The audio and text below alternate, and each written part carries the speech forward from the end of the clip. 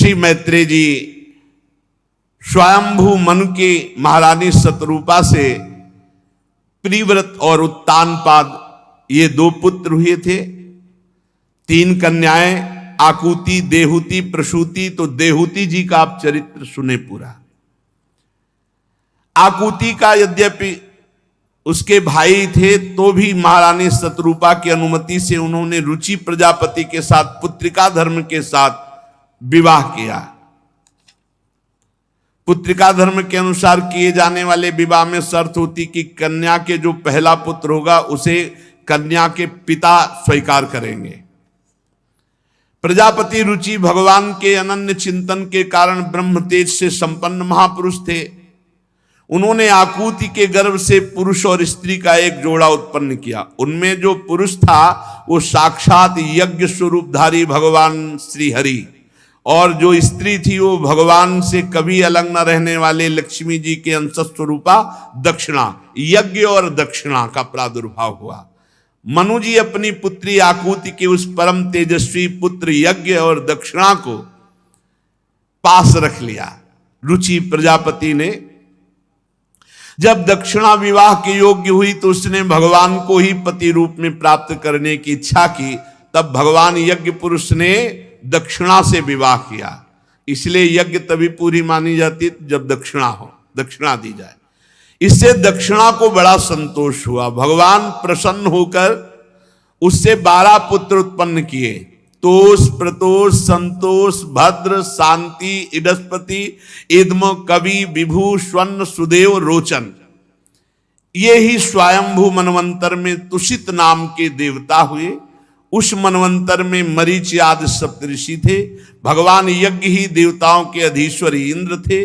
महान प्रभावशाली प्रिव्रत एवं उत्तानपाद मनु पुत्र थे। वह मनवंतर उन्हीं दोनों के बेटों, पोतों और दौहित्रों के वंश से छा गया। प्यारे विदुर जी, मनु जी ने अपनी दूसरी कन्या जो देहुति जी वो कर्दम जी से ब्याही, उनके संबंध में पूरा प्रसंग आप सुन चुके हैं। अब मनु जी ने अपनी तीसरी कन्या प्रसूति का विवाह ब्रह्मा जी के पुत्र दक्ष प्रजापति से किया और उनकी विशाल परंपरा से त्रिलोकी भर गई। कर्दम जी की देहुति जी से 9 कन्याएं हुई थी जो 9 ब्रह्म ऋषियों को ब्याही गई। उनका पहले वर्णन कर चुके हैं। इनकी जो वंश परंपरा सुनता है उसके सारे पाप नष्ट हो जाते हैं, भगवान में रति होती है। मरीच ऋषि की पत्नी कर्दम जी की बेटी कला से कश्यप और पूर्णिमा नाम के 2 पुत्र हुए, जिनके वंश से ये सारा जगत भरा है। पूर्णिमा के विरज और विश्वक नाम के 2 पुत्र हुए और देवकुल्या नाम की एक कन्या हुई। यही देवकुल्या तपस्या करके दूसरे जन्म में जब वामन भगवान ने रूप धारण करके ब्रह्मलोक तक चरण पधराया तो चरण जो धोवन हुआ, यही देवकुल्या गंगा नाम की नदी के रूप में प्रकाशित हुई। ये पूर्व जन्म में गंगा जी थी देवकुल्या, और एक खूब तपस्या भजन करके भगवान के चरण धोवन से प्रकट हुई अगले जन्म में, जिनका नाम गंगा पड़ा। अलकनंदा, मंदाकिनी, भागीरथी 3 के रूप में प्रकाशित हुई। अत्रि जी की पत्नी अनसुईया जी थी, बड़ी पतिव्रता थी। इनके 3 पुत्र हुए, श्री हरि, दत्तात्रेय जी, महादेव, दुर्वासा जी, ब्रह्मा जी, चंद्रमा मुनि। ये भगवान श्री हरि और शंकर जी और ब्रह्मा जी के अंश से उत्पन्न हुए। विदुर जी ने पूछा कि ऐसा क्या कि अत्रि मुनि के यहां ये महान तीनों भगवान अपने अपने अंश से प्रकट हो गए। श्री मैत्रेय जी ने कहा, जब ब्रह्मज्ञानियों में सर्वश्रेष्ठ महर्षि अत्रि जी को सृष्टि रचने के लिए आज्ञा दी, तब वो अपनी सहधर्मिणी अनसुईया जी के साथ ऋक्ष नामक कुल पर्वत पर भारी तपस्या की। पहले ब्रह्म ऋषि जन सब ब्रह्मचर्य रहकर तप परायण होकर फिर संतान उत्पन्न करते थे। पलाश, अशोक आदि का वृक्षों का वन था। निर्विंध्या नाम की नदी कल कल ध्वनि गूंजती थी। प्राणायाम के द्वारा 100 वर्ष तक प्राणवायु को 100 वर्ष तक केवल संशोधन करके 100 वर्ष तक तपस्या की। कोई जल नहीं, कोई फल नहीं, कुछ खाना पीना नहीं। यहां 100 वर्ष तो क्या 100 मिनट रहना मुश्किल है। कलयुग का ऐसा प्रभाव है कि मन चंचल ही बना रहता है। चित्त को 100 वर्ष तक केवल वायु प्राणवायु संशोधन, बाद सर्दी गर्मी प्रकृति के पूरे, और एक पैर केवल खड़े होकर, और मन ही मन प्रार्थना करते कि जो कोई संपूर्ण जगत का ईश्वर है, मैं उनकी शरण में हूं और वो मुझे अपने समान संतान प्रदान करे। ऐसा तप्यमानम त्रिभुवनम प्राणायामैद शाग्निना निर्गतेन मुनेर मूर्धनः समीक्ष प्रभवस्त्रयः। अब ऐसी प्राणवायु का संशोधन करके तपस्या की कि अत्रि मुनि के तेज से तीनों लोक कांप उठे ताप से। भगवान ब्रह्मा विष्णु और महादेव तीनों जगतपति उनके आश्रम पर आए। तीनों एक साथ प्रकट हो गए। अत्रि मुनि का अंतःकरण प्रकाशित हो गया। एक पैर के बल खड़े होकर 100 वर्ष तक प्राणवायु संशोधन कर देवादिदेव भगवान 3 रूपों में हरि महादेव ब्रह्मा जी साष्टांग दंडवत किया। देखा कि हंस पर हरि जो ब्रह्मा रूप में, गरुण पर वही हरि, और बैल पर वही हरि महादेव जी के रूप में एक परमात्मा का चिंतन किया। जो कोई संपूर्ण जगत का ईश्वर हो, तो यहां अनुभव कराया कि हरि ही ब्रह्मा, हरि ही महादेव, हरि ही हरि। एक का स्मरण किया, 3 रूपों में आए। एक के हाथ में सुदर्शन चक्र है, तो एक के हाथ में त्रिशूल है, तो एक के हाथ में कमंडल है। तीनों कृपा की वर्षा कर रहे हैं। यहां और बीच में संतों से सुना है कि जब इनका तप, अत्रि जी का, इस कोटि का तो अनुसुईया जी का पातिव्रत, पूरा त्रिभुवन कंपायमान हो गया। तो एक दिन नारद जी ने लक्ष्मी जी और रुद्राणी और ब्रह्माणी से अलग अलग मिले और कहा, अब आपका पातिव्रत धर्म जो है लग होने जा रहा है। इतना श्रेष्ठ अनुसुईया जी का पातिव्रत धर्म है। वैसे स्वाभाविक आप तीनों पतिव्रता हैं, पर आपसे बढ़कर अनुसुईया जी का ऐसा कैसे हो सकता है? उनका परीक्षा ले लो। नारद जी, जब कोई लीला होनी होती भगवान की, तो लीला मन है नारद जी भगवान के। अब तीनों देवियों ने अपने अपने प्रीतम से प्रार्थना की कि अनुसुईया जी की परीक्षा लेंगे। वह देखो समस्या में फंस जाओगी। वो शांति से अपने भजन साधन में लगे, काहे को उनको माता जी ने हट कर लिया कि नहीं आपको जाने, तो प्रभु ने कहा फिर संभालना, तुम्हें जा रहे। तीनों भगवत स्वरूप ढककर संत वेश में गए। ये हमने संतों से चरित्र सुना शास्त्र में। जो अभी यहां तीनों के प्रकट होने का वो इस रूप से है कि अत्रि जी ने एक मंत्र का अनुष्ठान किया कि जो कोई संपूर्ण जगत का ईश्वर है, मैं उसकी शरण में हूं, वो अपने समान संतान प्रदान करे। तो अतिथि सत्कार बहुत आवश्यक है। सदगुरुदेव भगवान ने कहा कि जो विरक्त फुटपाथ में सोता है, मांग के खाता है, उसका कोई अधिकार नहीं है। अगर एक छोटी सी भी कुटिया बनी और कोई आ जाता है और कहता भूख लगी, और फिर आप उसे वापस भेज देते, तो आपके सुकृत और तप नष्ट हो जाएगा। अब आपको पवाना पड़ेगा, कुटिया क्यों बनाया? अगर वो आया है और कह रहा है मुझे भूख लगी है, तो जो कुछ आपके पास रूखा सूखा है पवाइए, उसका स्वागत कीजिए। ये धर्म है कुटिया बनाने का। भगवत स्वरूप तीनों भगवान संत वेश में गए और कहा मुझे भूख लगी है। तो उनका आप ठहरिए, हम कंदमूल फला, बोले हम ना फलाहारी है ना हम दुग्ध पान करेंगे आज। तेजो में भगवत स्वरूप है, कोई वहां छल कपट पाखंड का तो प्रवेश ही नहीं। इतनी तो स्वयं अनुसुईया जी सामर्थ्यशाली है। अनसुईया जी मुस्कुराई कि ये कैसा आतिथ्य सत्कार। आंख मूंदा और तपस्या में विराजमान अत्रि जी उनसे बात की कि आपके घर में अतिथि पधारे हैं। वो बड़ा अटपटा उनकी प्रश्न है, बड़ी अटपटी मांग है। मैं तो तपस्या में संलग्न हूं, तुम उनको पुत्र बना लो। पति की आज्ञा कमंडल से जल लिया और कहा तुम तीनों 6-6 महीना के बालक बन जाओ। हल्लू बन गए। गंगाधारी महादेव जी 6 महीने कितने अच्छे लग रहे होंगे। छोटे छोटे गोरे चरणारविंद ऐसे ऐसे करके गंगा जी त्रिशूल हाथ में है। छोटे से भगवान हरि, छोटे से 4 मुख वाले ब्रह्मा जी, पियो दूध। जगत माता भगवान को दुग्ध पिलाकर 3 पालने पे कई दिन हो गए। नारद जी पहुंचे, बोले भगवान कहाँ है? बोले गए थे अनसुईया जी की परीक्षा में, अभी तो वो कभी नहीं आएंगे। बोले क्यों? बोले पालने में है 6-6 महीना के। बोले तुम फंसा दिए ना जिसका, तुम फंसा दिए ऐसा। अरे हम तो परीक्षा के लिए कहा। तो बोले परीक्षा में तो फंस गए वो, अब क्या होगा? बोले जाओ पैर पड़ो, हाथ जोड़ो, तो भले हुआ कोई गुंजाइश हो। अभी तो 6 महीना के हैं, आगे जब सयाने हो, स्वयंवर हो, तो भले चली जाना। तीनों आद्या शक्तियां हैं, श्री लक्ष्मी जी, अंबा जी और ब्रह्माणी जी। अनसुईया जी के पास गई और कहा कि क्षमा करो, हम आपके पातिव्रत परीक्षा के लिए अपने अपने प्रभुओं को भेजा था, हमें वापस कर दो।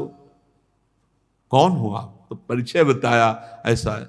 बोले नहीं, अभी हमारे तो बच्चे छोटे हैं, अभी ब्याह लायक नहीं, अभी नहीं देंगे हम। अब इतना सौभाग्य मिला, अब थोड़ा बड़े हो 18-20 के, तब आना हो, पसंद कर ले बालक हमारे। तो बात फिर चरणों में गिरी, मान गई आपका तप, आपका भजन, आपका पति प्रेम सर्वश्रेष्ठ है, आप कृपा करो। फिर कमंडल से वैसे भगवत स्वरूप हो गए। तब तक अत्रि जी भी आ गए। तब प्रार्थना की कि प्रभु ये पालना खाली नहीं रहना चाहिए। तो भगवान श्री हरि के अंश से दत्तात्रेय जी और भगवान शंकर के अंश से दुर्वासा जी और भगवान ब्रह्मा जी के अंश से चंद्रमा मुनि, इन 3 महापुरुषों को पालने पे, और यही तीनों अत्रि अनुसुईया जी से प्रकट हुए पुत्रों के नाम में है। से जब तीनों महापुरुष प्रकट हुए तो श्री अत्रि जी ने कहा प्रभु मैंने 3 को तो नहीं बुलाया था, हमने तो आप एक जगदीश्वर को बुलाया था।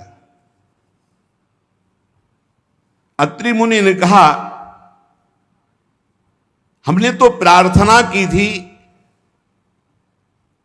शरणम तम प्रपद्येहम यएव जगदीश्वरः प्रजामात्म समाम मह्यम प्रयच्छत्विति चिंतयन्। मैंने उनका चिंतन किया था जो जगदीश्वर हैं, संपूर्ण जगत के ईश्वर हैं। तो प्रभु आप तो ब्रह्मा विष्णु और महादेव 3 रूपों में प्रकट हुए, अब कहिए इन 3 में जगदीश्वर कौन है जिसका मैंने मंत्र जाप किया? क्योंकि मैंने एक सुरेश्वर भगवान जगदीश्वर का चिंतन किया और आप 3 पधारे। मुझे बड़ा आश्चर्य है कि 1 का वाहन और 3 आ गए, इसका रहस्य बताइए। अत्रि मुनि के वचन सुनकर तीनों भगवत स्वरूप हंस दिए और सुमधुर वाणी में कहा ब्रह्मन तुम सत्य संकल्प हो, तुमने जैसा संकल्प किया वही मैंने किया, इसके विपरीत नहीं कर सकता। भक्त मेरा जैसा संकल्प करता मैं वैसा ही, उसके विपरीत नहीं चल सकता। यह बात जरूर पकड़नी चाहिए। जब संत भक्त कोई वार्ता करने तो बहुत एकांत भाव से सुनो, क्योंकि भगवान अपनी बात भले लेकिन भक्त की बात नहीं। अपनो परण विसार भगत को पूर्व परण निभाऊं। भगवान कह रहे तुम सत्य संकल्प और मेरा भक्त जैसा चिंतन करता मैं वैसा ही। तुमने कहा जगदीश्वर, तो हम एक ही तीन रूप में जगत के ईश्वर हैं। तुम्हारा कल्याण हो, मैं एक ही हूं, तीन रूप धारण कर जगत का ईश्वर मैं त्रिदेव के रूप में हूं, इसीलिए मैं प्रकट हुआ हूं। तुम्हारे तीन पुत्र उत्पन्न होंगे। भगवान अत्रि जी और अनुसुईया जी से पूजित हुए और तीन पुत्र रूप में ब्रह्मा जी के अंश से चंद्रमा मुनि, भगवान विष्णु के श्रीहरि के अंश से योगवेत्ता अवधूत शिरोमणि दत्तात्रेय जी और महादेव जी के अंश से महर्षि दुर्वासा जी, ये पुत्र रूप में प्राप्त हुए। अब अंगिरा ऋषि की संतानों का वर्णन।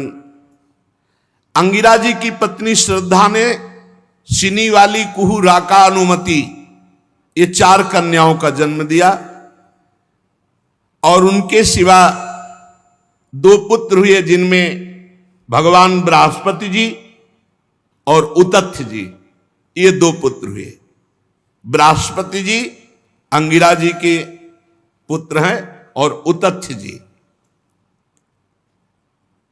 पुलस्त्य जी की, उनकी पत्नी हविर्भू से महर्षि महामहिम अगस्त्य ऋषि प्रकट हुए और दूसरे पुत्र हुए विश्रवा। पुलस्त्य ऋषि के दो पुत्र हुए, अगस्त्य ऋषि और विश्रवा। विश्रवा मुनि के इड़विड़ा के गर्भ से भगवान कुबेर का जन्म हुआ और इन्हीं विश्रवा की दूसरी पत्नी केसनी से रावण, कुंभकर्ण, विभीषण, इनका जन्म हुआ। महर्षि पुलह की स्त्री परम साध्वी गति से कर्म श्रेष्ठ वरीयान और सहिष्णु, ये पुत्र हुए। क्रतु की पत्नी क्रिया ने ब्रह्म तेज से देदीप्यमान वालखिल्य आदि 60,000 ऋषियों का जन्म दिया। 60,000 ऋषि बालखिल्य। शत्रुतापन विदुर जी वशिष्ठ जी की पत्नी अरुंधति से चित्रकेतु, सुरोचि, विरजा, मित्र, उल्बण, वसुभृद्यान और द्विमान, और वशिष्ठ जी से शक्ति आदि कई पुत्र उत्पन्न हुए। अथर्वा मुनि की पत्नी से महान महिमा में दधीच ऋषि प्रकट हुए, जिनका दूसरा नाम अश्वशिरा। भृगु जी ने अपनी भार्या ख्याति से धाता और विधाता नाम के दो पुत्र प्रकट किए और श्री नाम की एक भगवत परायण कन्या। मेरु ऋषि ने अपनी आयाति और नियति नाम की कन्याएं धाता और विधाता को ब्याही, उनसे मृकंड ऋषि और प्राण ऋषि प्रकट हुए। मृकंड से ही मार्कंडेय ऋषि प्रकट हुए और प्राण मुनि से वेद शिरा का जन्म हुआ। और भृगु जी के एक कवि नामक पुत्र थे, उनसे भगवान शुक्राचार्य जी प्रकट हुए। विदुर जी, इन महामुनीश्वरों को जो प्रकट होने का वर्णन सुनाया गया, इनके सुनने मात्र से तत्काल पाप नष्ट हो जाते हैं, इन ब्रह्म ऋषियों के प्रादुर्भाव का। ब्रह्मा जी के पुत्र दक्ष प्रजापति ने मनु नंदनी प्रसूति से विवाह किया, उनसे 16 कन्याएं उत्पन्न की। 13 कन्याएं धर्म को ब्याही, एक अग्नि को और एक पितृगणों को और एक संसार का संहार करने वाले भगवान शंकर को, सती जी। 16 कन्याओं में 13 धर्म को, एक अग्नि को, एक पितृगणों को और एक भगवान देवादिदेव महाशंकर को। श्रद्धा, मैत्री, दया, शांति, तुष्टि, पुष्टि, क्रिया, उन्नति, बुद्धि, मेधा, तितिक्षा, हिरी और मूर्ति, ये धर्म की पत्नियां हैं 13। श्रद्धा ने शुभ को जन्म दिया, मैत्री ने प्रसाद को जन्म दिया, दया ने अभय को जन्म दिया, शांति ने सुख को जन्म दिया, तुष्टि ने मोद को, पुष्टि ने अहंकार को, क्रिया ने योग को, उन्नति ने दर्प को, बुद्धि ने अर्थ को, मेधा ने स्मृति को, तितिक्षा ने क्षेम को और हिरी ने विनय को उत्पन्न किया। समस्त गुणों की खान मूर्ति देवी ने भगवान नर नारायण को जन्म दिया। इनका जन्म होने पर विश्व आनंदित हो गया। देवता लोग पुष्पों की वृष्टि की और भगवान नर नारायण की स्तुति की। भगवान श्री कृष्ण ही अपने अंश से नारायण और वही नर रूप अर्जुन जी, ये कुरकुल तिलक अर्जुन नर अवतार भगवान श्री कृष्ण के अंश से नारायण। अग्नि देवी की पत्नी का नाम है स्वाहा। उनसे पावक, पवमान, शुचि 3 पुत्र हुए। इन 3 से 45, अब 45 और 3 48 और प्रधान अग्नि 1, कितने हुए? 49 अग्नि का स्वरूप हुआ। जब हनुमान जी लंका में आग लगा रहे हैं उस समय वर्णन आया है कि हरिप्रेरित जैसे वायु 49 ऐसे अग्नि 49 स्वरूपों से संपूर्ण लंका को अग्निदेव भस्म कर रहे हैं। अग्निश्वात, बर्हिष्ठ, सोमप, आज्यप ये पितर हैं। पितरों की पत्नी दक्ष कुमारी स्वधा है। पितरों से स्वधा के धारिणी और वायुना नाम की 2 कन्या हुई।